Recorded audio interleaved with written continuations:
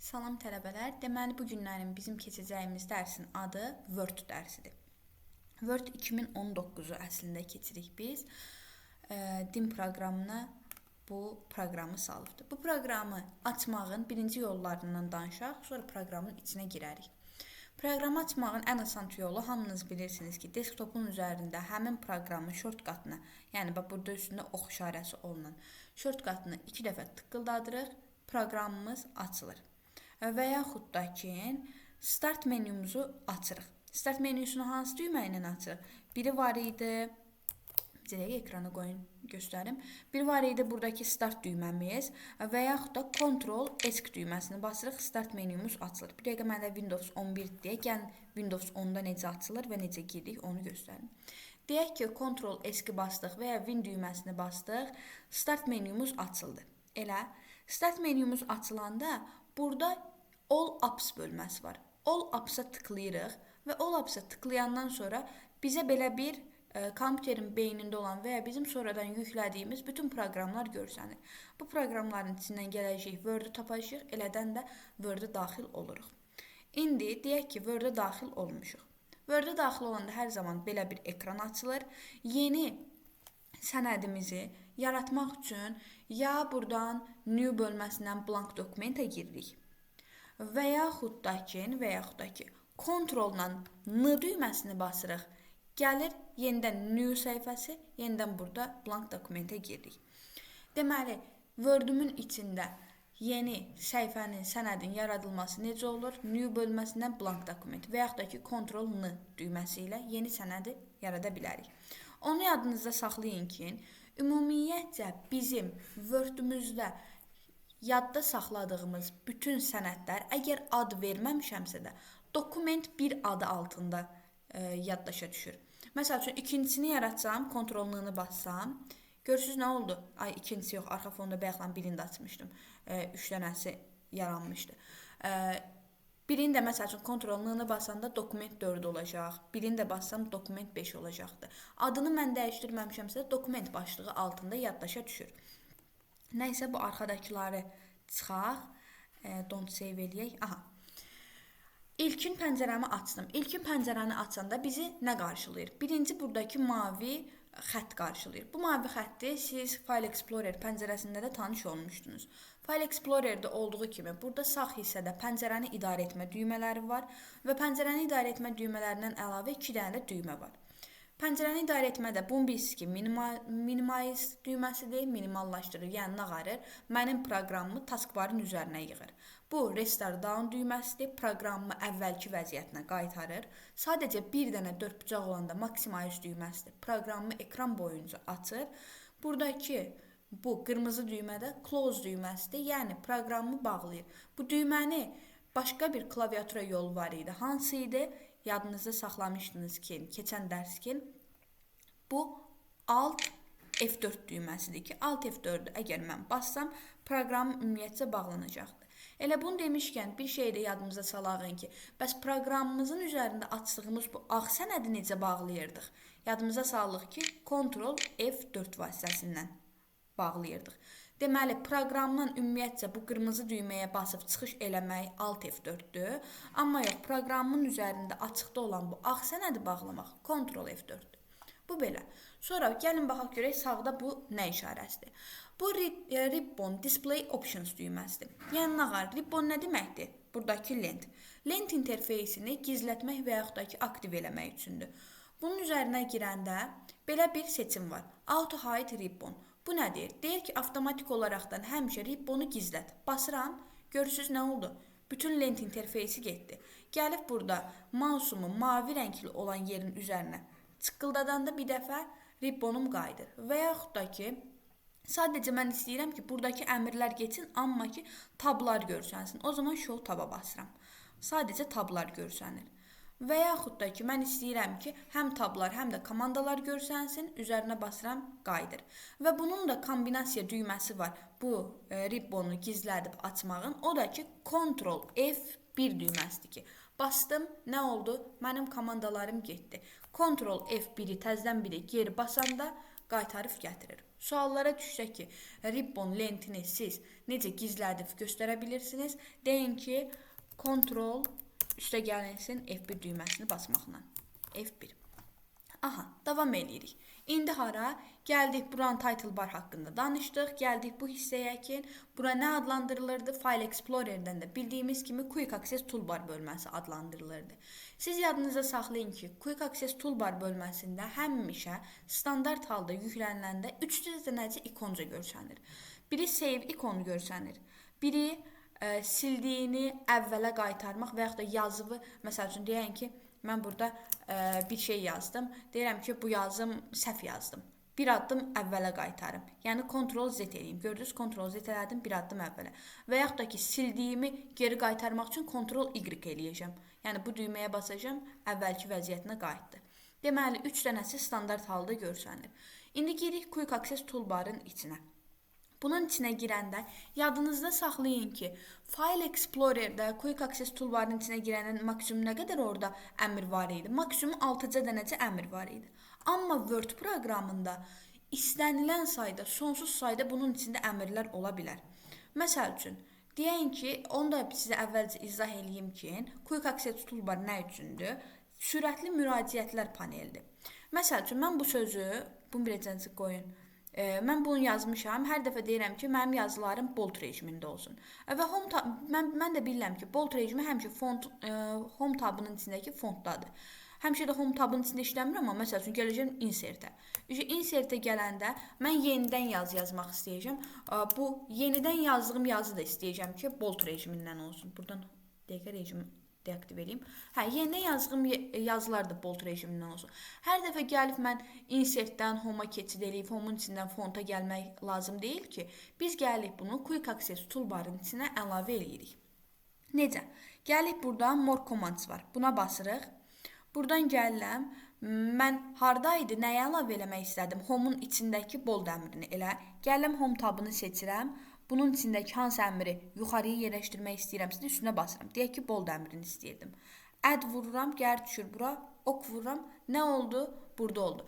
Yəni, mən məsəl üçün, indən sonra nə yazı yazsam, Quick Access Toolbarın üstündə cəld bir şəkildə heç ara təzdən bir də giriş eləmədən gəlib burada yazılarımı yaza bilərəm. Hələ də məsəl üçün, fərqli tabların içindəyəm. Bir də təzdən bir də home-a qayıdıb, içindəki fonta basmağıma ehtiyac yoxdur.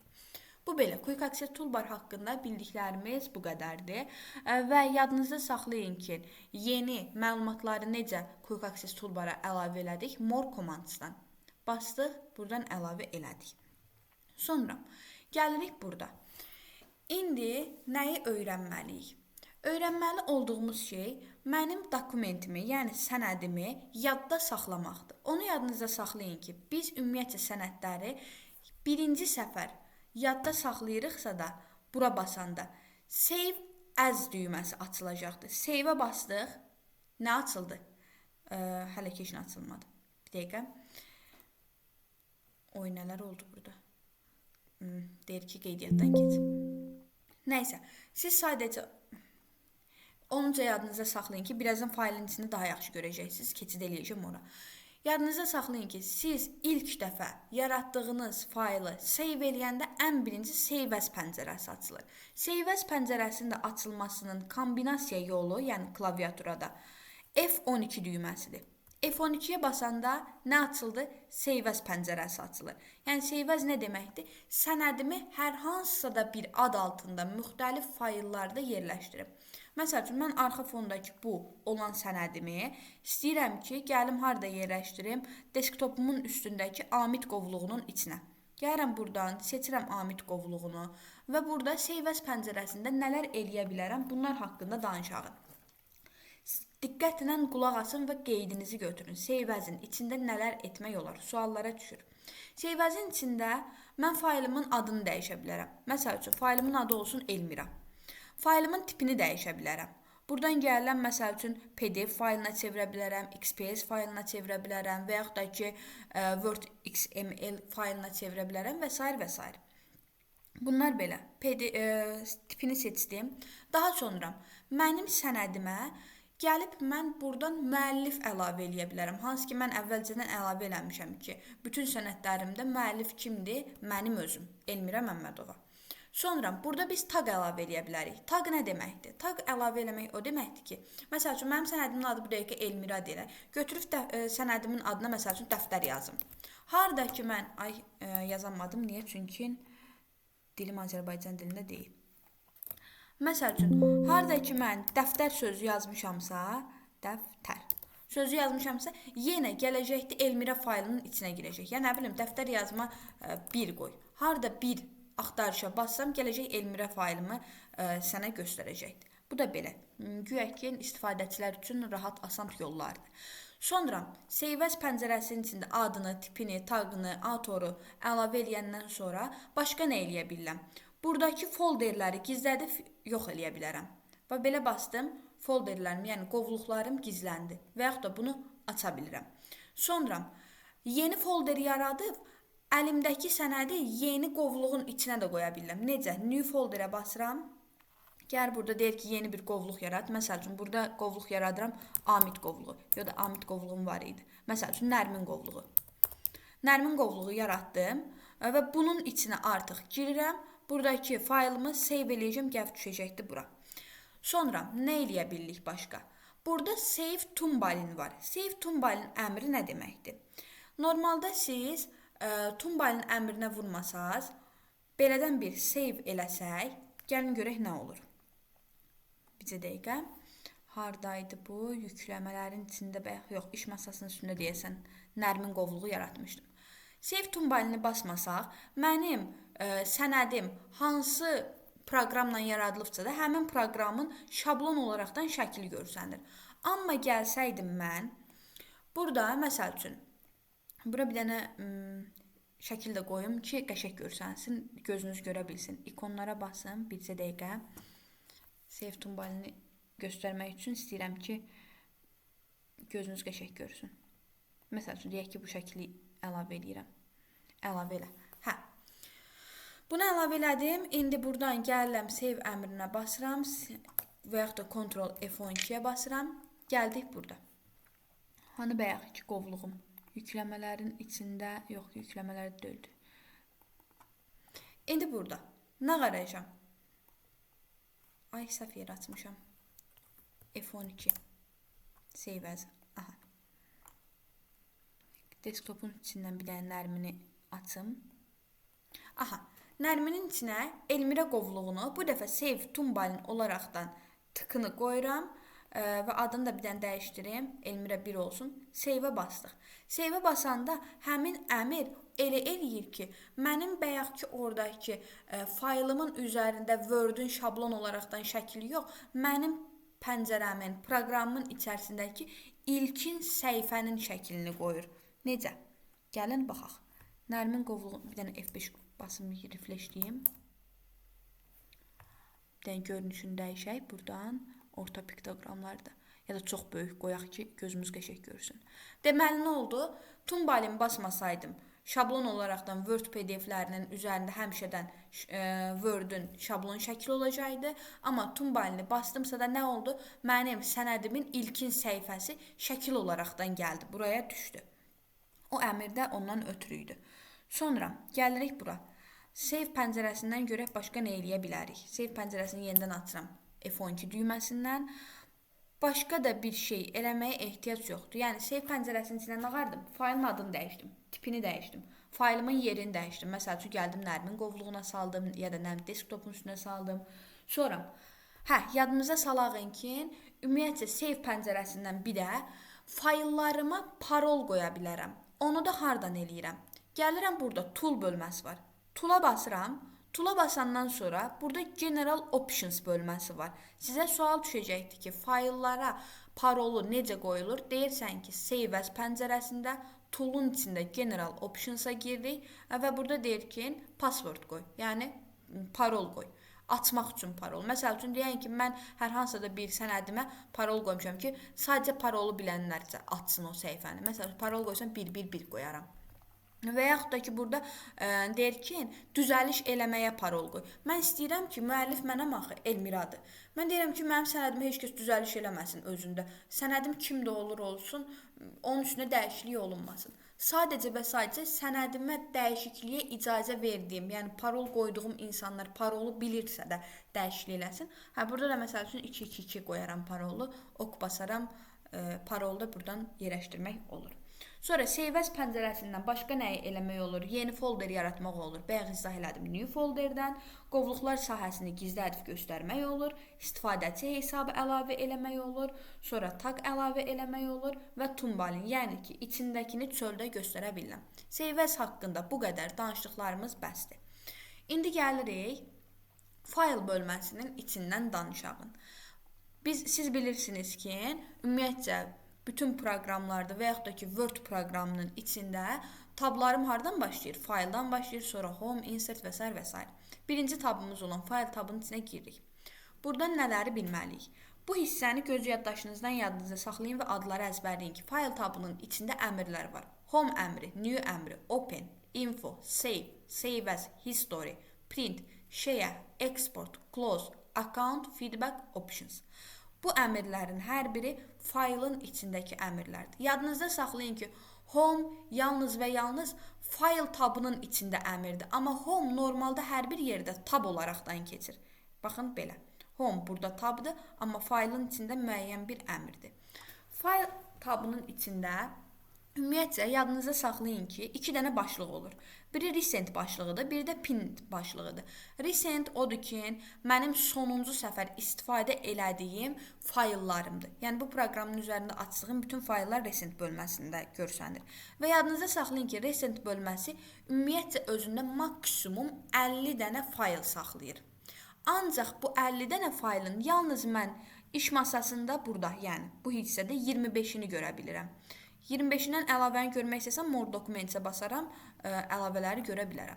Deməli, Recent özündə 50 dənə maksimum fayl saxlaya bilər və bu 50-nin normalda 25 dənəsi görsənir.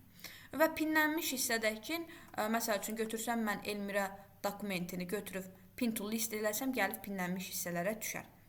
Sonra, gəlik burada New haqqında bildik ki, New oydu ki, yeni bir sənəd yaradır. Open. Open düyməsi nədir? Open odur ki, mənim sənədimi xarici yaddaş disklərim, qurğularımda saxlamağımdır və yaxud da ki, xarici yaddaş qurğularımda açmağımdır. Bunlar Open-dən olur. Və Open-ində yadınızda saxlayın ki, kombinasiya düyməsi klaviaturadan Ctrl-O-dur. Ctrl-O-nu basan kimi nə qədər Open səhifəsi açıldı. Və yaxud da ki, Ctrl-F12-dir. Ctrl-F12-ni basanda nə açıldı? Open. Yadınızda salın ki, eləcə F12 Save as pəncərəsini açır, buradan görürük. Ancaq Ctrl-F12 nə qarır? Open səhifəsini açır. Open səhifəsində də nələr var? Yadınızda saxlayın ki, necə açmaq olar? Sadəcə eləcə necə hər hansısa da bir faylın üzərinə basıb, buradan Open-i bassan, sadəcə faylın içi açılar. Open Read Only bassan, yalnız və yalnız açdığın faylı sadəcə oxuya bilərsən, üzərində düzəlişlər eləyə bilməzsən. Düzəliş eləsən də o düzəlişlərin heç biri yadda qalmaz. Open as copy var. Bu nədir? Sən fayl açacaqsan, faylla bərabər onun kopyası da açılacaqdır. Artıq sən onun kopyasının üzərində nə istəyirsən düzəliş elə, istəyirsən üstündə ABC yaz, fərqi yoxdur, istəyirsən gül şəkli çək.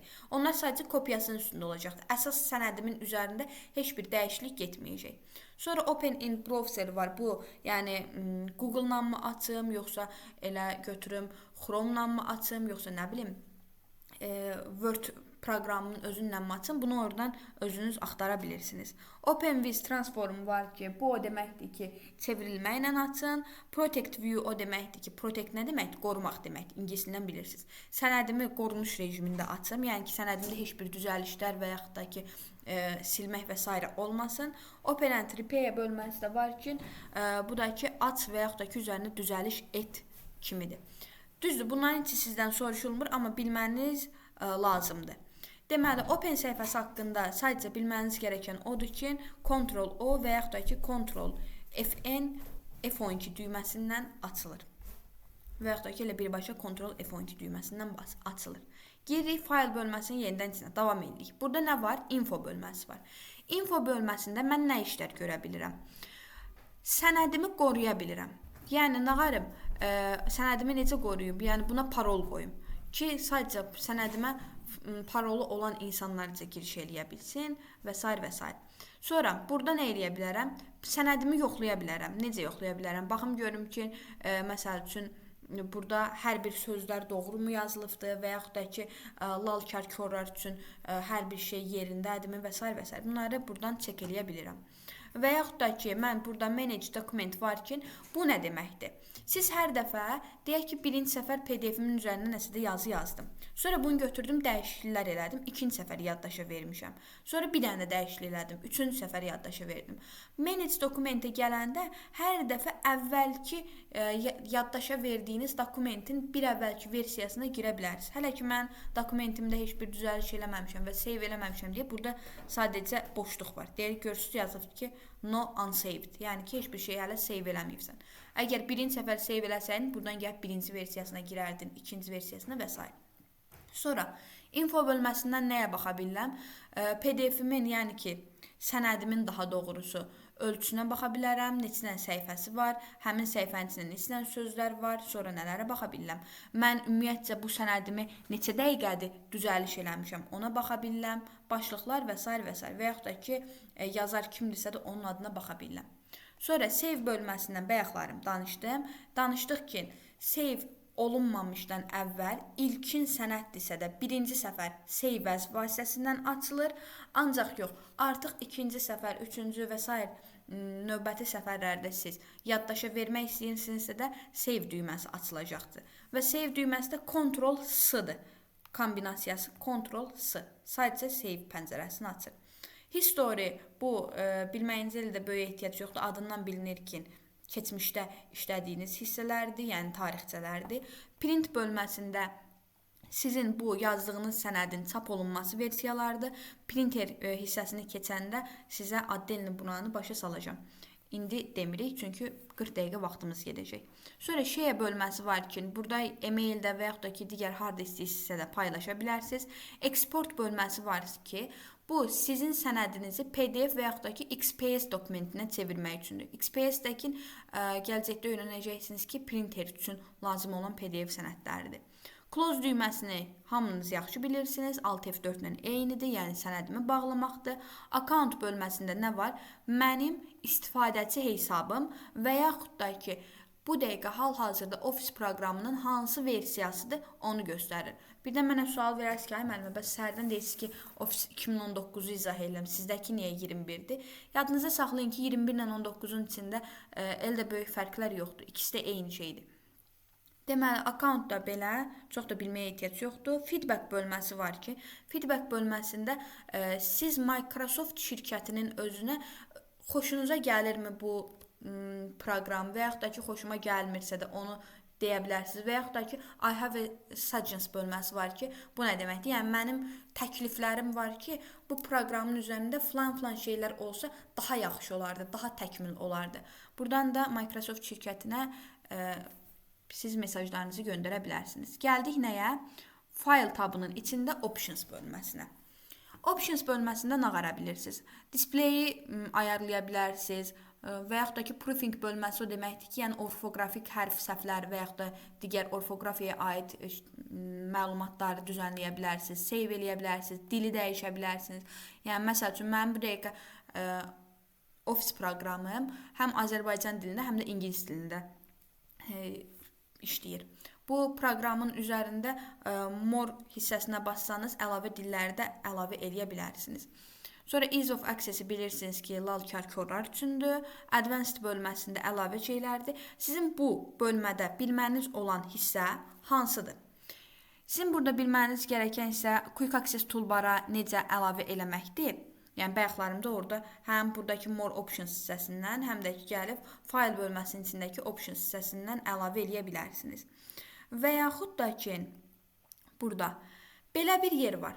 Customize Ribbon. Yəni ki, ribbonum, lentimin üzərinə yeni tablar, buradakı standart tablardan əlavə özümün kefim istəyən bir tab əlavə eləmək. Gəlirəm necə əlavə eləyirəm. Burada görürsüz yazılıbdır. Yeni bir tab yarat. New tab. Yaratdım. Və bu new tabın üstündə rename əmrini vururam. Vuraq. Bunun üzərinə məsəl üçün ad qoyaq. Yeni yaradacağım tabın adı nə olsun? Elmira tabı olsun. Niyə proqramımız yenə işləmir? Bir dəqiqə. Üzərinə bassaq, rename'ə bassaq. Neysə. Hal-hazırda proqramımız donubdur deyə rename'ini dəyişə bilmədim. Qoy elə qalsın adı New Group Custom. Bunu qoyandan sonra bunun içində indi yeni tab yaratmışam. Tabın içi boş olası deyil ha. Bunun içərisinə ürəyim istəyən buradan əlavə bir məsəl üçün qruplar yarada bilərəm. Məsəl üçün istəyirəm ki, mənim yeni yaratdığım tabın içində format painter olsun. Ədd eləyirəm, bunun içinə düşür. Və yaxud da istəyirəm ki, həm də bunun içində olsun, nə bilim, buradan bir dənəsini seçək. Məsəl üçün file tabın içindən seçək. Yox, əlavə tabların içinə. Məsəl üçün background removal olsun bunun içində. Əlavə eləyirəm və oku basıram. Nələrə əlavə eləmək istədimsə də yaratdım, yeni tab yaratdım. Oku basanda nə oldu? Görürsünüz, gəldi bura düşdü new tab. New tabın içinə nə əlavə eləmişdim bayaqlarım? Format painter hissəsini əlavə eləmişdim. Bu da belə. Sonra buradan qoy görək optionsdan başqa bilməniz gərəkən nə lazımdır? Bir də burada save hissəsində onu yadınızda saxlayın ki, Word-ün özünün müəyyən uzantıları var. Word sadəcə .doc və yaxud da .docx uzantılarına malik deyil. Yadınızda saxlayın ki, Word-ün şablon formasında uzantısı .dotdur. Sual verilsə ki, .dot faylı hansı proqram üçündür? Deyəcəksiniz ki, Word-ün şablon formasında hazırlanmış fayllar üçündür. Şablon da deyiləndə nəyi nəzərdə tutur? Bir dənə buradan çıxış eləyim. Fayl bölməsinə gələndə burada More Templates bölməsi var. More Templates bölməsinə basırsınız. Burada sizə şablon formalar verir. Deyir ki, məsəl üçün, götür bunun üzərinə bas. Bunun üzərində şablon verilibdir. Məsələn, adınızı qoya bilərsiniz, familiyanızı və s. və s. Belə bir Word sənədi yarada bilərsiniz. Bu şablonların üzərində dəyişikliklər eləyib artıq yeni sənəd yaradanda bunların heç biri yaddaşda .docx şəklində düşməyəcək. Bunların hamısı yaddaşa .dot və yaxud da ki .docx şəklində düşəcəkdir. Sonra başqa nəyi bilməli idik? Buradan file tabına yenə options'a giririk. Save hissəsinə. Aha. Sonra başqa burada bizim Word-ümüzün başqa uzantısı var. .mht və yaxud da ki mht-lımı şəklində, yəni ki HTML şəklində yerləşdirə bilərik və yaxud da ki RTF WordPad şəklində yerləşdirə bilərik, Notepad şəklində yerləşdirə bilərik. Bunların hər biri Word-ün özünün əlavə uzantılarıdır. Bu uzantıları gözdən keçirtməyiniz qənaət bəxşdir. Sonra onuca yadınızda saxlayın ki, siz özünüzdən burada avtomatik save hissəsini yarada bilərsiniz. Yəni ki, bəzən insanlar yadından çıxardır da, hər hansısa da Word-ün üzərində dəyişikliklər eləyirlər, onu avtomatik olaraqdan save eləmirlər özləri. Əgər ki, sənin də kompüterin söndürsə də, bütün yazdığın yazılar save olunmamışsa da getdi. Bunun üçün siz buradan gəlib Save Auto Recover Information Every bölməsindən gəlib dəqiqə qoya bilərsiniz. Məsəl üçün, deyə bilərsən ki, mən istəyirəm ki, hər 14 dəqiqədən bir mənim sənədim öz-özündən avtomatik olaraqdan yaddaşa düşsün. Və yaxud da ki, istəyirəm ki, hər 60 dəqiqədən bir yaddaşa düşsün və s. və s. Sadəcə onca yadınızda saxlayın ki, avtomatik yaddaşa verməyin maksimum ölçüsü 120 dəqiqədir. Mən 120 dəqiqədən o yana artıq yaddaşa verə bilməm. Məsəl üçün, görürsünüz, burada 125 yazmaq istəyirəm, yaza bilmirəm. 166 yazmaq istəyirəm, görürsünüz, yazılmır. Maksimum 120 dəqiqədə siz yeniləyə bilərsiniz. Bu da belə. Sizə sual verilsə ki, maksimum avtomatik save-in neçədir dəqiqəsi, deyin 120 dəqiqə. Və bura necə giririk? File bölməsinin içində, Options tabının içindəki Save bölməsində. Bax, bu əmrdir. Bu da belə. Oka basırıq, çıxırıq. File tabından öyrənə biləcəyimiz bunlar idi. Gəlirik indi hara? Home tabına. Və Home tabının hamısını bu günlərim öyrənəcəyik. Bundan da sonra yerdə qalan bütün tabları gələn dərslərdə öyrəndik. Bir necə burada qoyun, mən əlavə yaratdığım bu tabları silim, gözümüzü yormasın. Bayaq necə girmişdik? Customize ribbon içində nə eləyəcəm? Reset düyməsini basacağım. Yesə basacağım. Yuxarıdakılar silindi. Birini də basıram burada. Nə eləyim? Quick Access Toolbar, yox. Ribbonun içində reset eləyək. Yes vuraq. Ok, getdi. Bunu da silim. Aha. Tablarım əvvəlki vəziyyətinə qayıtdı. Yəni ki, susmaya görə tablarım belə idi. File idi, home idi, insert-di, design-di, layout-du, reference-di, mailing-di, review-du, view-du, help-di. Bu tablarım susmaya görə default olaraqdan kompüterimin beynindədir. Gəldim home tabının içində. Yadınızda saxlayın ki, sual verilsə ki, home tabının içində neçə dənə qrup var? Deyin ki, 5 dənə qrup var. Hansılardır? Clipboard qrupu, font qrupu, paragraf, style və editing qrupu. Yadınızda saxlayın ki, bu qrupların hər birinin dialoq pəncərəsi var. Yeganə bir qrup home tabının içindəki editing qrupudur ki, bunun özünün içində sizin üçün dialoq pəncərəsi verilməyib. Baxın, dialoq pəncərəsi hansıdır? Bax, burada yanında özü göstəribdir ox işarəsində. Bunun üzərinə basanda dialoq pəncərəsi açılır. Və yaxud da ki, bunun üzərinə basanda. İndi birazdan bunlar haqqında danışacağım. Gəlin indi davam eləyək nədən? Clipboard qrupbasından. Clipboard qrupbası yadınızda saxlayın ki, mübadilə buferi qrupbasıdır. Yəni ki, mübadilə buferi nə idi? Müvəqqəti olaraqdan yaddaşa verdiyim, yaddaşda saxladığım müəyyən proqram ola bilər, sözlər ola bilər, mətn ola bilər. Nə isə də müvəqqəti olaraqdan yaddaşda saxlamışam. Bu da necə olur? Mən məsəl üçün bu qrupların içində nələr var onun haqqında danışaq. Paste əmri var, cut əmri var, copy var, format painter var. Bunları bilirsiniz. Paste əmri nədir? Ctrl-V-dir. Cut nə idi? Ctrl-X-dir. Copy nə idi? Ctrl-C-dir. Bəs format painter nədir? İndi bir dənə qoyun, böyüdüm ekranımı. Format painter yeni yazacağım hər hansısa da, bir dəqiqə, bolt rejimindən çıxardım. Yeni yazacağım hər hansısa da mətnin formatını gəlsin, salsın digər bir mətnin üzərinə. Bir dəqiqə. Aha. Məsəl üçün, deyək ki, belə bir özümdən bir söz yazmışam. İstəyirəm ki, yuxarıda yazılmış, qoy bunu da bir hissəsini də belə rəhliyim. Burası da belə olsun. Bunu da altından xətt olsun. Sonra nə olsun, qoy görək. Üzərindən də bir dənə xətt olsun. Bunun formatı istəyirəm ki, gəlsin, düşsün bunun üstünə. Hər dəfə bunun üstünə düşmək üçün gəlib 3 dənəsini seçib qırmızıya basıb, üstündən xətt düyməsinə basıb, üstündən bolt rejiminə salası deyiləm ha. Gələm buradan, seçirəm bunu, üstünə basıram format painter. Artıq bu yaddaşına saldı ki, bunun, görürsünüz, süpürgə şəkildə gəldi. Bunun buradakı formatını istəyirəm nağarım, buradakı sözümə keçidliyim. Gəldi, mən bayaqlam haranı seçmişdim? Qırmızı olan hissəni seçmişdim, getdi bunun üstünə elədi. Və yaxud da ki, yenidən format painterlə buranı seçirəm, bayaqkinin formatını getdi bunun üstünə saldı. Və yaxud da ki, bir dəqiqə, və yaxud da ki, bunun üzərinə format painter basıram, gələm onu buraya formatlayıram. Bu da belə. Format painterin düymələri nədir? Ctrl-Shift-C, yəni Ctrl-Shift-C nədir? Birinci səfər seçdiyimi Ctrl-Shift-C eləyib kopyalayıram. Ctrl-Shift-C. Bastım, kopyaladım. Gəlirəm digərinin üzərinə onu kopyaladığımı yerləşdirmək üçün Ctrl-Shift-V-ni basıram. Nə olur? Kopyalayır. Bu niyə kopyalamır? Əslində bu qara şəkildə kopyalamalı idi. Mənim kompüterimin beynində nəsə də olubdur. Siz sadəcə yadınıza saxlayın ki, birinin formatını digərinin üstünə köçürtməkdir. Və bir də nəyi yadımıza saxlayırıq? Buradan gəlirəm, bu sözü cut eləyirəm. Kəsdim. Cut eləyəndən sonra paste eləyirəm. Bir də paste eləyirəm. Bir də paste eləyirəm. Nə yadınıza düşdü? Mən keçən səfər Windows 10 əməliyyat sistemində bir şey keçmişdim. Demişdim ki, cutdan sonra yalnız bir dəfə paste eləmək olur. O Windows 10 əməliyyat sistemindədir. Ancaq Word-də cutdan sonra istənilən qədər siz paste eləyə bilərsiniz. Ta ki, mübadilə buferindən silinənə qədər.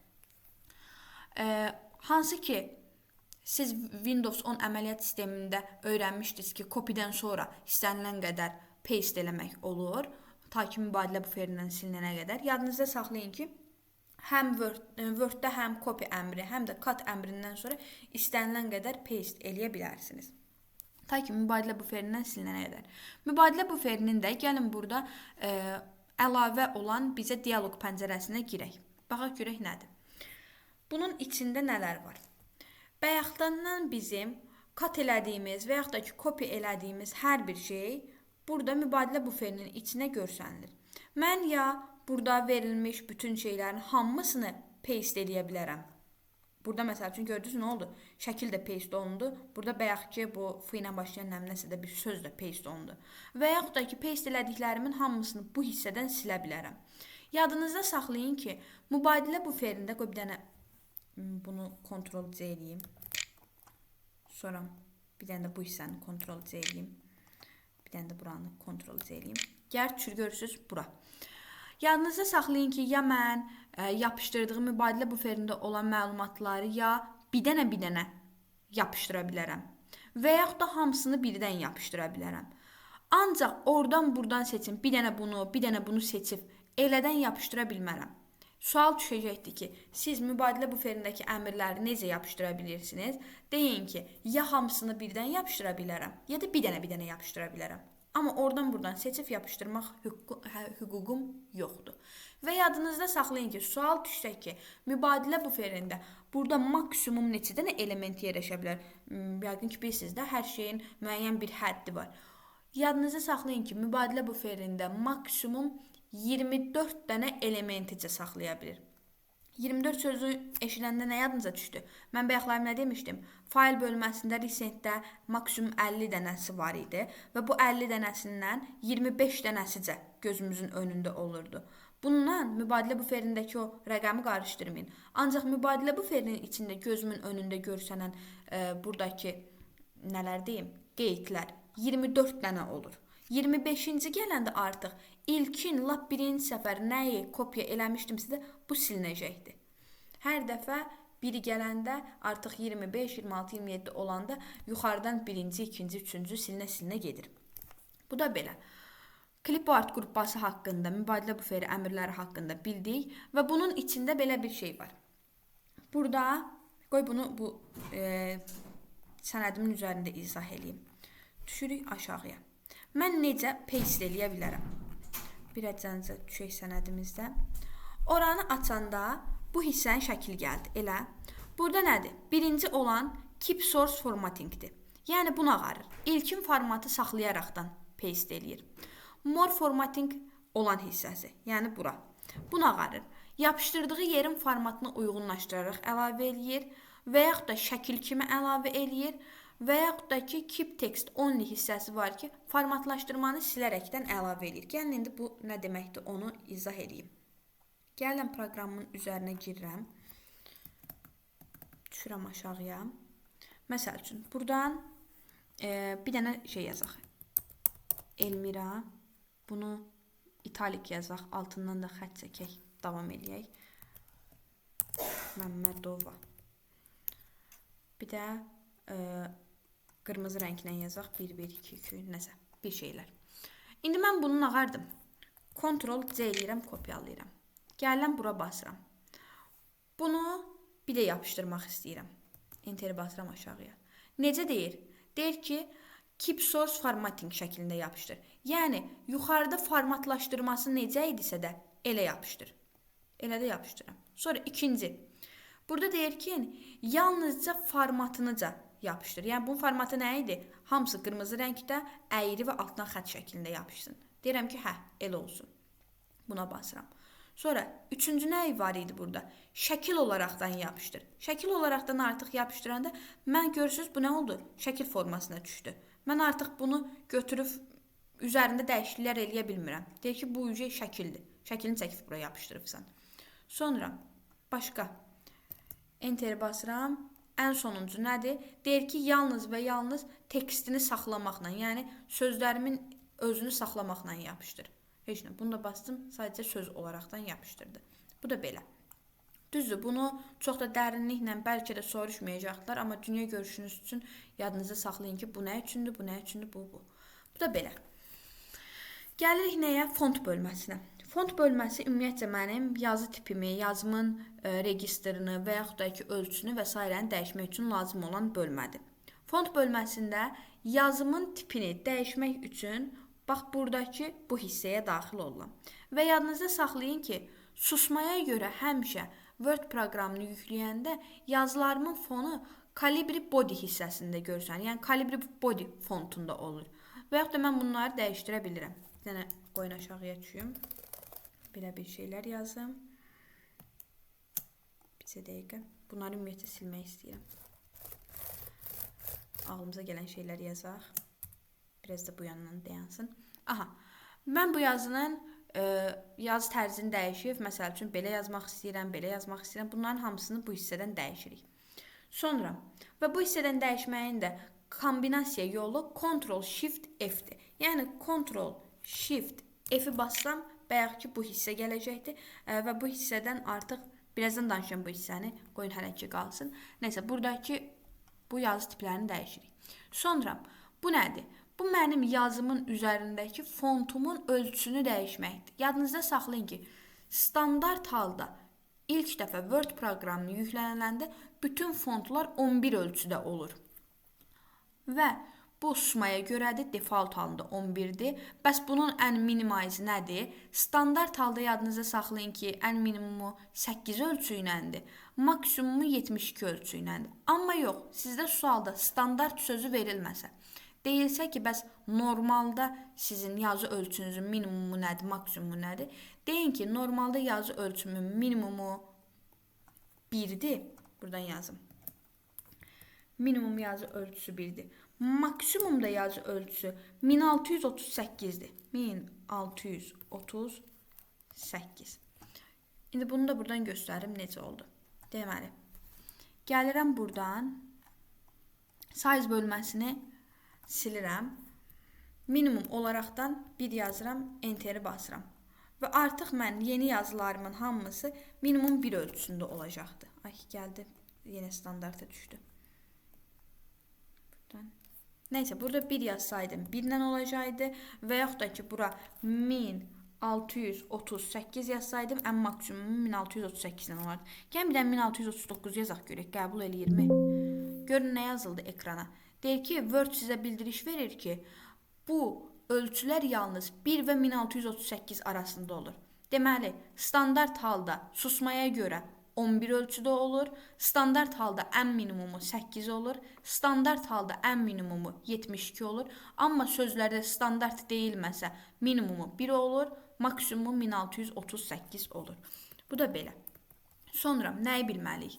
Burada fondumun increase və yaxud da ki decrease bölməsi var ki, bu o deməkdir ki, fontumun ölçüsünü bir dənə artır və yaxud da ki bir dənə azalt. Sonra burada belə bir hissə var ki, bu change case hissəsidir. Change case hissəsinin klaviatura kombinasiyası Shift F3-dür. Shift F3-ü basanda bax bu hissə açılacaqdır. Deməli, bunun içində nələr var? Change case hissəsində sentence case hissəsi var ki, cümlə kimi bütün sözlərimi yazır. Yəni cümlələr necə yazılır? Birinci hərf böyüklə yazılır, yerdə qalanlar kiçiklə, nöqtə qoyulacaq, yenidən birinci hərf böyük olacaq. Lower case-ə bassaydım, gəlin də basağım. Bunu deyək, qoy bir dənə bura ara qoyaq. Bu bir dəqiqə hansı rejimdədir? Sentence case rejimindədir. Gəlsəm bunu lower case-ə bassam, bütün hərflərim kiçik olacaqdır. Gəlsəm bunu upper case-ə bassam, bütün hərflərim böyüyəcək. Burada capitalist iç word-ə bassam, hər bir sözün birinci başlanğıc hərficə böyük olacaq. Baxın, görürsünüz, bunun başlanğıc hərfi budur, bunun da başlanğıc hərfi budur. Yalnızca başlanğıc hərflərcə böyük oldu. Sonra, başqa nə var bunun içində? Bir də var ki, toggle case. Toggle case o deməkdir ki, harada balaca hərf görürsənsə, onlar böyük olacaq, böyük hərflər kiçik olacaqdır. Bastıq, gördünüz, yer dəyişdi. Bu da belə, change case haqqında danışdıq. Sonra burada bold rejimi var, bayaqdan danışmışıq, birlik, yəni sözlərimi qara ilə yazır, italik var, Ctrl-I düyməsidir, yana doğru yazır, kursivli yazır, U underline deməkdir, Ctrl-U düyməsidir, altından xətt qoyur və yaxud da ki, burada strict sort düyməsi var ki, üzərindən xətt qoyur. Sonra burada belə bir işarə var ki, subscriptdir. Bunun kombinasiya düyməsi Ctrl bərabərdir. Yəni bu nədir? İndeksdən yazmaqdır. İndeksdən məsəl üçün bəzən riyaziyyatda ya da kimyada falan formullarda yazılır. Y-in ayağında 2 yazılır, nəminə indeksdən yazmaq və yaxud da ki, yuxarıdan qüvvətə yüksəltmə əmrləri eləmək istəyirəmsə superscriptdir. Kombinasiya düyməsi də Ctrl-Shift+-dur. Bunların adlarında hansıdır? Biri superdir, biri subscriptdir. Yadda saxlamaq üçün Belə bir yol deyirəm. Əslində bunu, yəni informatikada belə bir şey yoxdur, özümüzdən kəşf eləmişik. Sabıda B hərfi var elə. B, basenya. Basenya harda olur? Aşağıda olur. Deməli bu necə yazacaqdı? İndeksdən, aşağıdan yazacaqdı. Burada nə yazılıbdı? Super. Superin içində nə hərfi var? P hərfi var. Yəni patoloq. Yuxarıda. Patoloq həmişə harda olur? Yuxarıda. Deməli bu necə yazacaqdı? Qüvvətə yüksəltmə. Yuxarıdan yazacaqdı. Bunu da beldən yadınızda saxlayın. Sonra burada belə bir əmr var ki, bu əmrin sizə şəklini çəkib deyəcəkdilər ki, bunun adı nədir? Deyərsiniz ki, bunun adı text effect and typography-dir. Yəni kölgələndirmə effekti verir. Sizə sualda bunun şəklini kəsib deyilsə, deyin ki, bu kölgələndirmə effekti verir. Yəni necə belədən kölgəli yazsın, belə yazsın, belə yazsın və s. Sonra burada belə bir əmr var ki, bunun şəklini çəkib soruşsa, deyin ki, text highlight color əmridir. Yəni bu nə deməkdir? Markerlə normalda kitabların üzərindən siz sözlərin altını xətləyirsiniz ha. Bu o deməkdir. Üzərinə basanda məsəl üçün bu hissəni markerləyəcəkdir. Buradakı bu əmr nədir? Bu əmr isə mənim yazdığım sözün fontunun rəngini dəyişir. Görürsüz? Deməli, buradakı əmr highlighter eləyir, seçdiyim hissənin arxa fonunu rəngləyir. Amma bu fontun özünün rəngini dəyişir. Sonra font qrupbasının dialoq pəncərəsi var ki, bu dialoq pəncərəsi Ctrl-D düyməsindən də açılır və yaxud da ki, elə buradan bu düyməyə basmaqla da açılır. Gəlirik buradan. Fontun, bax bu hissənin, bax beləcə necə sizin şəklinizi çəkəcəkdilər. Bax, tam olaraqdan belədən şəklini çəkib deyəcəkdilər ki, bu hissə hardan götürülübdür. Siz onda deməlisiniz ki, bu hissə Home tabının içində font qrupbasındakı dialoq pəncərəsinindir. Bu dialoq pəncərəsində nə eləmək olur? Burada fontun növlərini dəyişmək olur. Bayaqlar girməyə dedim, bunun için izah eləyəndə deyəcəm. Məsəl üçün deyən ki, bu fontda yazılsın və yaxud da bu fontda yazılsın. Sonra italik şəklində olur. Sonra ölçüsünü dəyişmək olur. Fontun rəngini, altdan xəttini dəyişmək olur və s. və s. Və effektlərdən strict sort nə idi? Üzərindən bir dənə xətt çəkilsin. Sonra double strict sort sözümün üzərindən 2 dənə xətt çəkilsin. Bax aşağıda da göstərir. Super strict, yəni yuxarıdan qüvvətdən, subscript də bu basenya demişdim bayaqlarım, yəni aşağıdan, yerdən yazılsın. Yəni indeksdən. Small cap bütün sözlər balaca-balaca, all cap bütün hər şeyi görsənsin. Hidden bölməsi var ki, mənim seçdiyim söz, buradan gəlirəm. Buranı hidden basıram. Görək nə olacaqdır. Nə oldu? Gizləndi. Mən burada nə yazıramsa da yazım, həmin bayaqki sözüm görsənməyəcək. Onu göstərməyin yeganə yolu fontdan gəlirəm, hidden düyməsinə bir də basıram, bayaqki görsənməli idi, görsənəcək tavaqsa. Nəysə, bu da sual verilsə ki, sizin seçdiyiniz sözün gizlənib görsənməsi hardan olur? Deyin ki, fontun içindəki dialoq pəncərəsindəki font başlığında hidden düyməsidir. Və fontun içində dialoq pəncərəsinin ikinci bir bölməsi var ki, advanced bölməsidir. Bax, buranı da belədən şəklini çəkəcəkdilər sizə. Bax, bu hissəni belədən göstərib deyəcəkdilər ki, bura hardan çıxıbdır? Deyin, home'un içində fontda advanced bölməsindədir. Nə iş görmək lazımdır, onlar haqqında elə də böyük bir bilməyə ehtiyac yoxdur. Sadəcə bilin ki, nə bilim, maksimum ölçünü təyin edir, minimum və s. və s. Aha, maksimum ölçünü görmüşkən sizə başqa bir şey deyim. Font içində haqqında danışıq qutardı. Yadınızda saxlayın ki, ümumiyyətcə siz Word proqramına girəndə birinci şaquli və üfüqi xəttkeşləri görürsünüz bu lentlərdən başqa.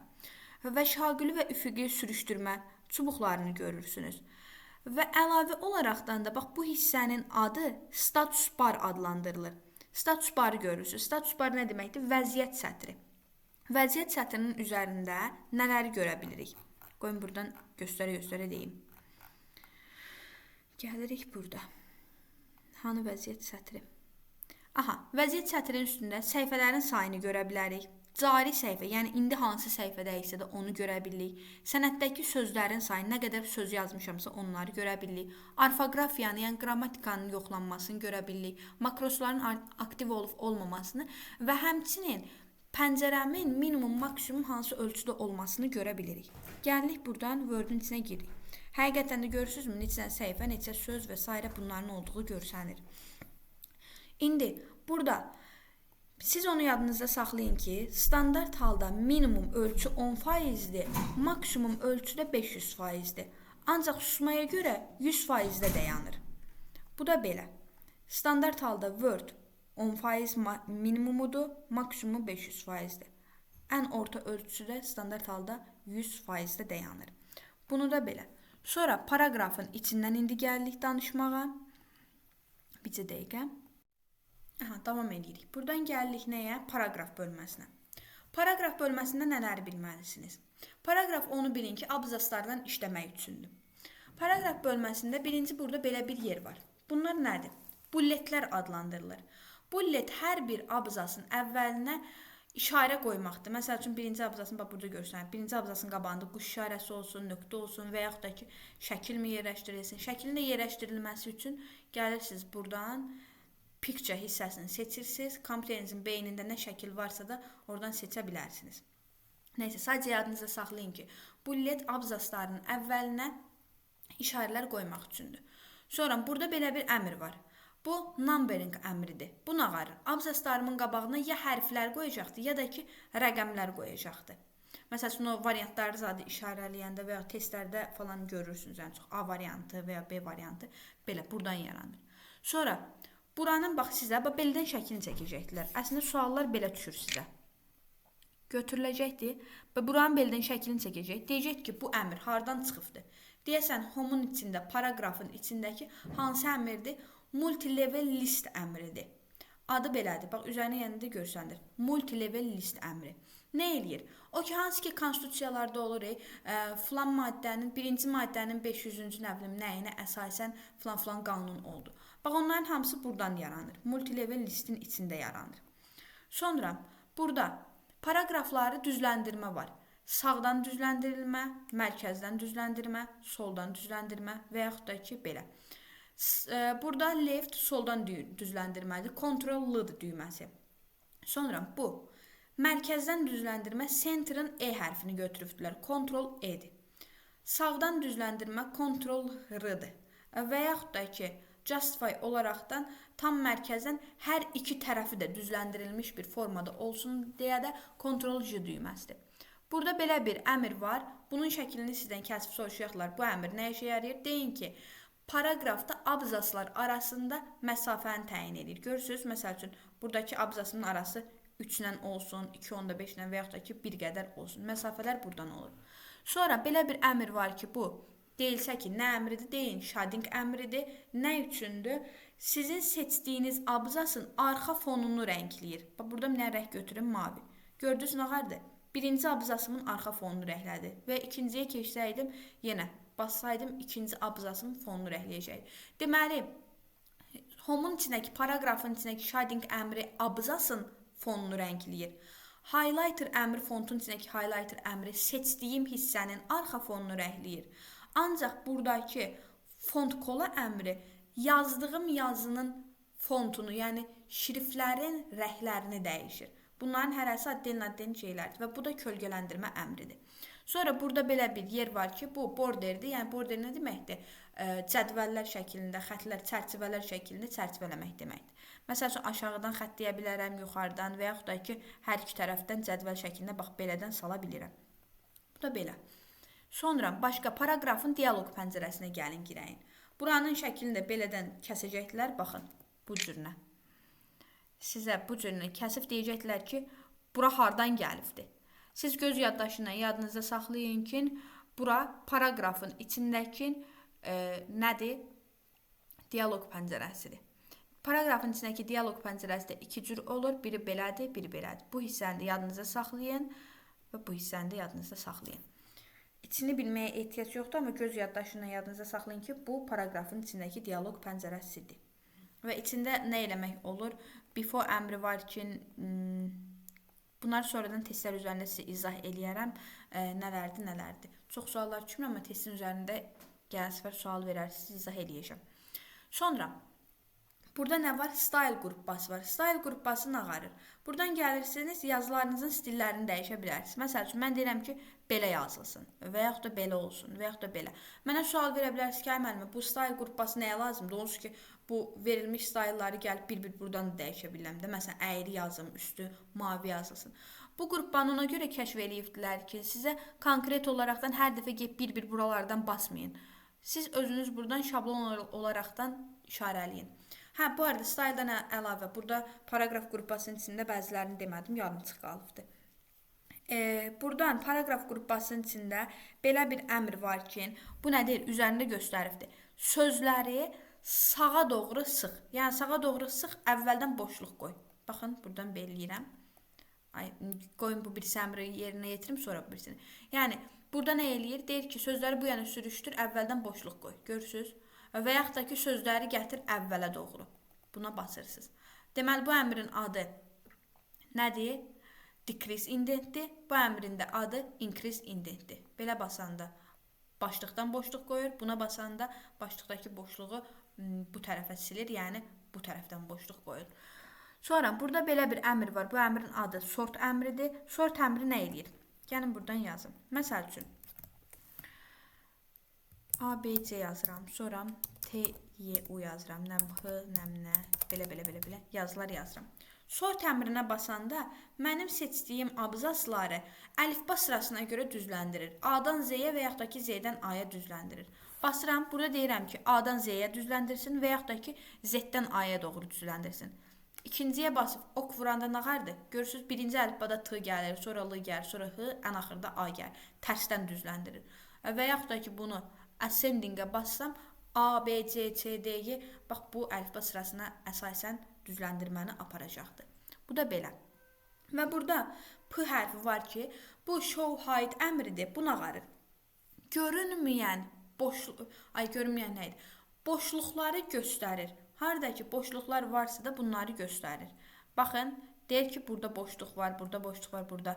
Və yaxud da ki məsəl üçün mən söz yazsaydım, ara qoysam, görürsünüz ara qoyan kimi nöqtələr qoyur.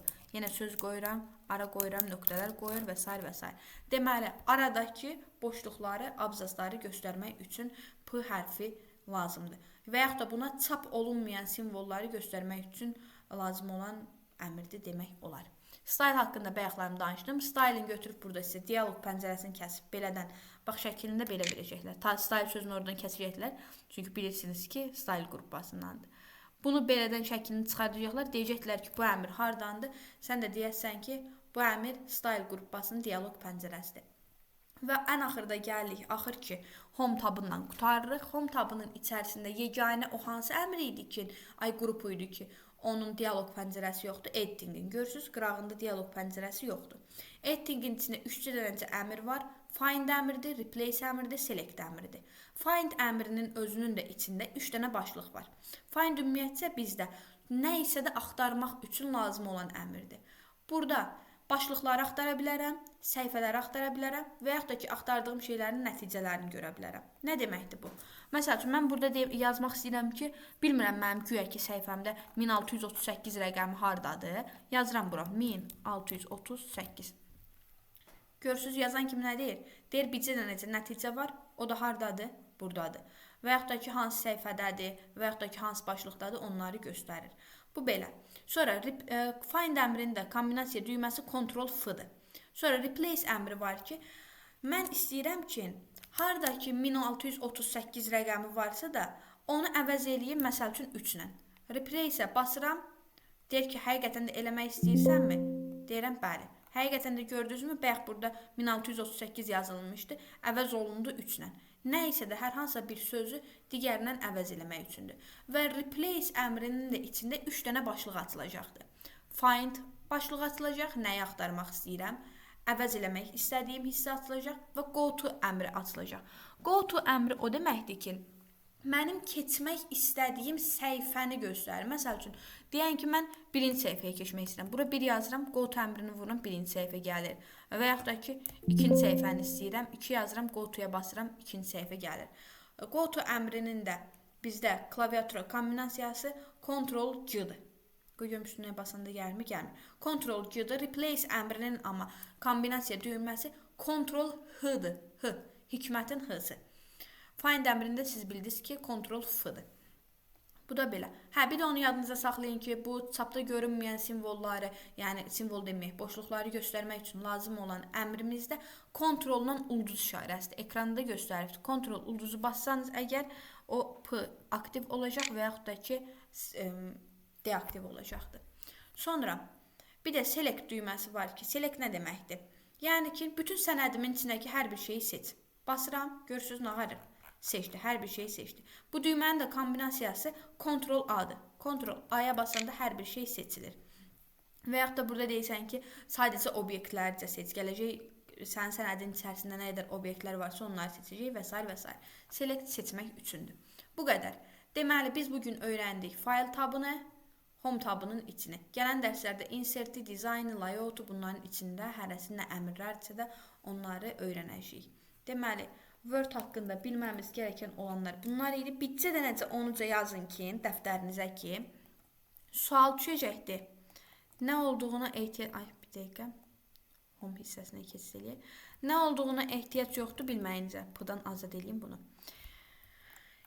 Əgər sizə sual verilsə ki, type key əmri hansı düymələr vasitəsindən aktiv olunur? Yazın ki, type key əmri alt düyməsi və yaxud da ki, F10 düyməsindən aktiv olunur. F10. Type key əmri klaviaturamda ya alt düyməsidir və yaxud da ki, F10 düyməsi bunu aktiv eləyir. Və sual veriləcəkdir sizə ki, daha yüksək səviyyəli qovluğa keçmək üçün hansı düyməni basmaq lazımdır? Daha, bir dəqiqə, Azərbaycanda yüksək səviyyəli qovluğa keçid eləmək üçün yazın ki, ora ki, backspace düyməsidir və yaxud da ki, alt yuxarı ox düyməsidir. Alt və yuxarı ox. Yuxarı ox düyməsi də klaviaturamızda budur. Deməli, daha yüksək səviyyəli qovluğa keçid eləmək üçün ya backspace düyməsini basacaqsınız və yaxud da ki, altından yuxarı oxa. Daha yüksək səviyyəli qovluqda nə deməkdir? O deməkdir ki, bax, burada keçən səfərlərim bir dəqiqə Amit qovluğu yaratmışdıq. Qoyacağım, onu tapa bilirəm. Yaxşı, tapamıram. Məsəl üçün, Nərmin qovluğunun içində bir dənə də qovluq yaradırıq. Qoy, yenisini yaradım. Belə bir qovluq yaradırıq. Bunu da içinə giririk. Yeni bir qovluq yaradırıq. Bir dənəsini yaradım. Belə bir qovluqlar. Sonuncu qovluqdan bir əvvəlkinə keçid. Yüksək nə deməkdir? Bir əvvəlkinə keçid eləmək üçün backspace düyməsinə bastım. Gördünüz? Basan kimi əvvəlki qovluğa keçirik. Bundan yüksək hansıdır? Ən birinci olandır. Backspace-ə basan kimi gəlir Nərmin qovluğunun içinə. İndi girirəm bir də Nərmin qovluğunun içində və yaxud da ki, ekranda indi göstərəcəm sizə. Altından yuxarı oxa basıram. Əlimin altına basım. Alt, yuxarı ox. Nə vardı? Bir əvvəlki DF nəvlimlə qovluğuna keçid elədi. Bir dənə də alt, yuxarı oxu basıram. Nə vardı? Azısı nəvlimlə qovluğuna keçid elədi. Bu sual da düşəndə belə yazırsınız. Bu qədər. Bilməniz gerəkən olan bunlar idi. Sağ olun. Bay bay.